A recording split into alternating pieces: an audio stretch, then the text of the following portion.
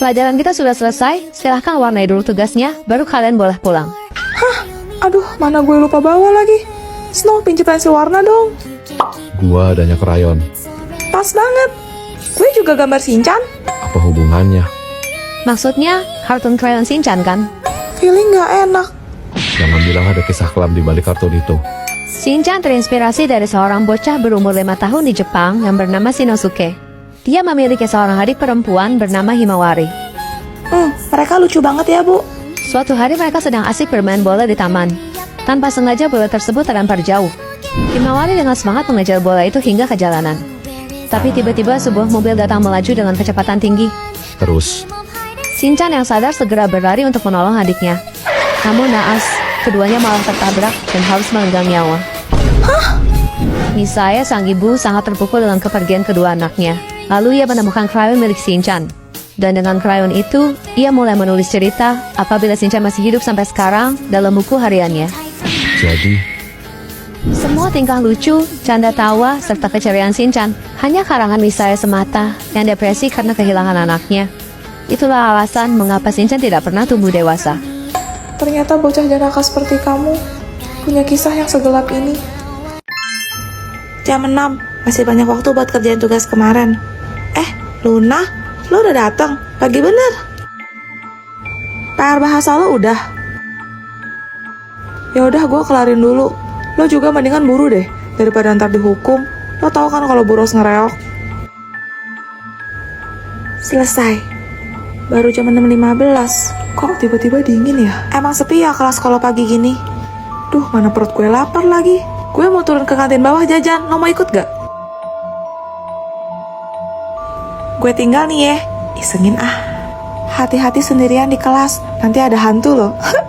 Bercanda. Dah. Jajan apa ya enaknya? Juliet. Luna?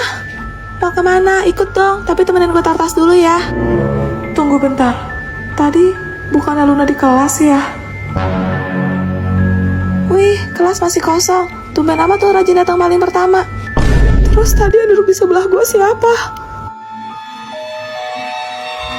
Kamu gak sadar ya?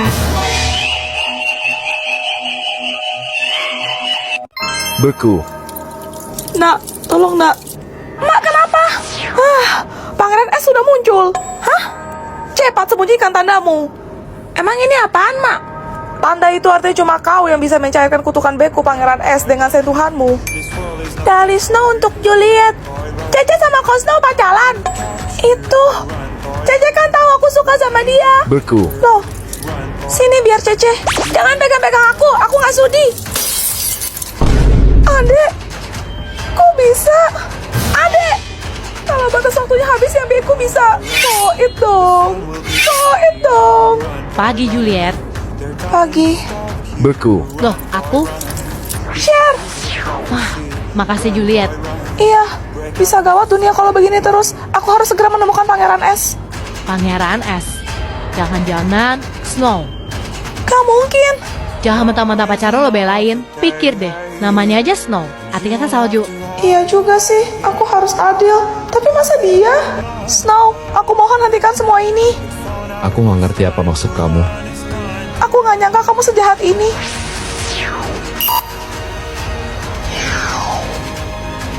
Maafin aku, Snow. Beku. Kamu siapa? Juliet.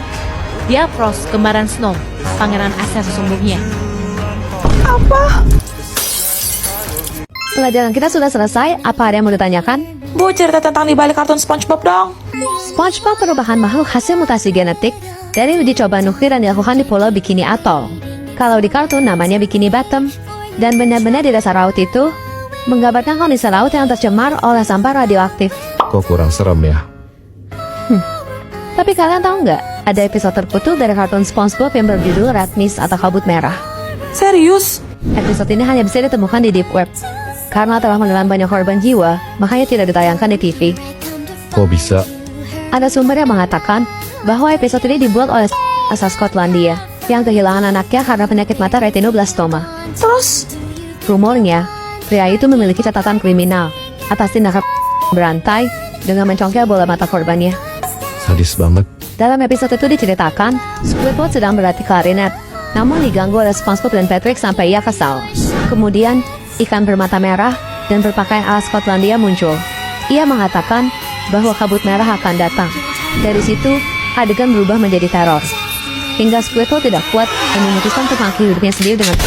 Apa? Dan yang lebih mengerikannya lagi, setelah pria tersebut berhasil menyelesaikan episode ini dan menyebarkannya, ia mencongkel kedua bola matanya, lalu diri. Konon katanya, dalam episode ini terdapat kutukan yang dapat memengaruhi mental penontonnya untuk melakukan hal yang sama. Sumpah. Serem banget. Tahu nggak? Karena temanku dulu cerita, dia tidur sampai peluk guling, terus gulingnya berubah jadi pocong. Cerita abad keberapa lagi tuh, Bah? Ser, denger nggak? Dan aku ke WC dulu bentar, titip tasku mon. Woi, yang ketawa tadi, hahaha, keluar sini cepat. Astaga kau lagi, kau kan kunti depan rumahku waktu itu ya? Nggak ada suaranya. Tadi aku di sana kok ketawa, hahaha, nanti nangis, ketawa, nangis, ketawa, nangis, ketawa, nangis, ketawa, nangis. Semua kunti sakit jiwa kayaknya ya.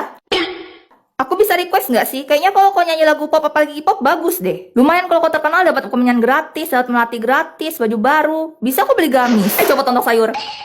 Oh Pak Poci, pocong. Istrinya Pok. Gini Pok, pocong. Aku tuh di kelasku tuh banyak cogannya. Takutnya. Istri bapak selingkuh. Seperti biasa tiap malam Jumat gue bakal ngundang tamu ke studio buat cerita pengalaman horor mereka. Selamat malam Zoe. Malam, Ce. Silahkan. Kejadian ini aku alami bersama teman-temanku beberapa tahun yang lalu. Waktu itu kita menginap di villa yang kita sewa secara acak. Wah, liburan ya? Iya, kita bertiga berangkat pagi, jadi nyampe di puncak tuh cuma 2 jaman aja. Kita taruh tas di villa, habis itu kita jalan-jalan. Malamnya baru kita balik buat istirahat. Seru banget ya pastinya. Tapi baru aja aku rebahan, tiba-tiba mati lampu, Ce. Waduh. Karena pada ketakutan, kita mutusin buat tidur sekamar di lantai 2. Iya. Malam itu aku kebangun, gak tahu jam berapa. Tapi pas buka mata, aku langsung kaku. Karena aku ngeliat anak perempuan lagi main horden di jendela balkon. Serius? Tiba-tiba anak itu nengok ke arah aku. Aku langsung cepet-cepet tutup mata pura-pura tidur. Samar-samar aku denger. Yang ini mayam, Tapi suara itu bergeser kian dekat. yang ini mayam, Terus aku ngerasa hembusan angin dingin di muka aku. Gak berapa lama ada suara. yang ini mayat. Hah, mateng. Dia tahu kamu bangun. Aku cuma bisa teriak sampai teman-teman sampai aku bangun nanya aku kenapa. Hah? Aku ceritain lah. Tapi mereka bilang mungkin aku cuma mimpi buruk. Terus aku disuruh tidur lagi. Astaga. Besok paginya kita turun buat cari sarapan. Terus ibu yang jaga warung nanya, kalian nginep di mana? Temanku jawab, kita nginep di villa Kak. Terus? Muka ibunya langsung berubah pucet. Terus dia bilang, kok kalian berani sih nginep di sana? Katanya dulu di villa itu pernah ada tragedi. Anak perempuan jatuh dari jendela balkon lantai 2. Dan arwahnya masih gentayangan di sana sampai sekarang. Hah? Jadi, jangan bilang yang kemarin. Itu bukan mimpi, Ce. Aku tahu loh, kakak cuma pula-pula bobo aja kan. Guys, lihat gue nemu apa.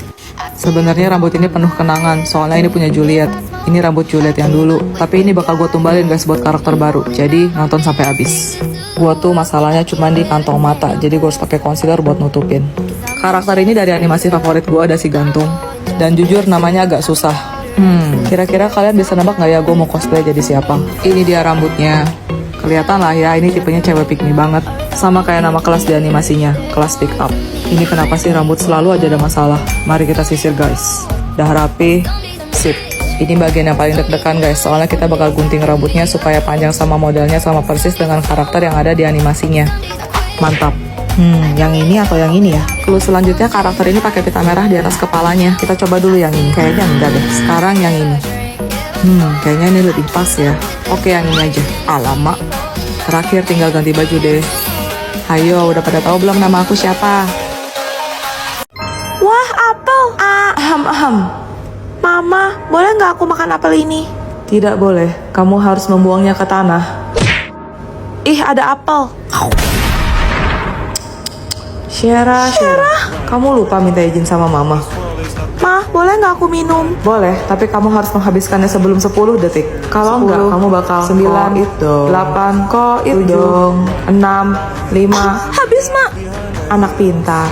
Ma, apa aku boleh minum juga? Tidak boleh. Ah, bodo amat, gue nggak tahan lagi. Fian, Mama kejam. Tifa, Mama selalu mendengar. Mama, boleh nggak aku hibur Tifa? Tidak boleh. Kamu harus menghabisinya dengan sesuatu yang sudah Mama siapkan di kantongmu. Ini. Jangan Juliet, kita teman kan? Maaf Tifa, tapi aku harus nurut sama Mama. Yuk balik. Ma, boleh nggak kita pulang? Tidak boleh. Kalian harus tetap di sekolah. Udah jam 11 malam. Aku ngantuk. Ma, boleh nggak aku tidur? Boleh. Ini udah subuh. Kira-kira Juliet mimpi apa ya? Ma, apa aku boleh tidur? Tidak boleh.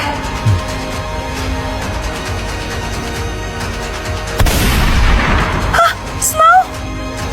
Mama, boleh nggak aku pulang dan menangis? Tidak boleh. Kalau gitu, boleh nggak Mama kesini? Aku sedih banget, Ma. Aku butuh Mama. Kamu tidak membenciku. Aku sayang sama Mama. Mama. Juliet. Boleh nggak aku peluk Mama? Kemarilah anakku sayang. Permainan selesai. Anda adalah Mama baru di sistem ini. Ma, aku boleh main nggak? Mama, aku boleh nonton nggak? Aku boleh pakai baju yang ini, Ma.